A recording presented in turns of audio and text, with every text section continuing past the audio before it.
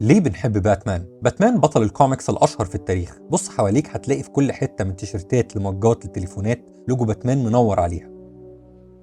والله في أجوبة كتير للسؤال ده، أكثرها تكرارا إن باتمان شبهنا، واحد مننا، لا جاي من كوكب تاني ولا عنكبوت مشع قربه، ده ملياردير زيه زينا يعني، وجه طاقته وفلوسه لأنه يبقى سلاح في وجه الجريمة، فارس بيحمي مدينته. وفي حد تاني هيقولك إنه بيحبه عشان معداته أو الجادجت، من أول البات رينج لحد البات موبيل الخطير اللي مفيش حد محلمش إن هو ياخدها لفة. ومع كل فيلم جديد لباتمان بنستنى الإعلان عن تصميم البات موبيل هيبقى عامل إزاي. ما تزال بتاعة تيم بيرتون هي التصميم المفضل بالنسبة لي على فكرة. هتلاقي حد أعمق شوية وفاهم بيقولك لا لحظة، أكيد بنحبه علشان الفيلنز بتوعه. شوف الجوكر مكسر الدنيا ازاي والممثلين بيتقاتلوا على دور الجوكر، ولا شوف تو فيس اللي اتحول من رجل قانون لرجل جريمه منظمه بياخد قراراته بطريقه ملك ولا كتابه، او سكير كرو الطبيب النفسي اللي بيدور على طرق لنشر الخوف، ولا حتى الاشرار اللي مش معروفين للاغلبيه زي السفاح زاز اللي بيعلم على جسمه بسكينه مع كل حد بيقتله. مفيش سبب واحد تقدر تقول ليه الشخصيه دي مأثره في الوجدان الجمعي بالشكل ده، فخلينا نقول ان كل واحد فينا ليه سببه، وانا هبدا بالسبب بتاعي. باتمان كنت بعزه عادي من الافلام وكوميك الرجل الوطواطي اللبنانيه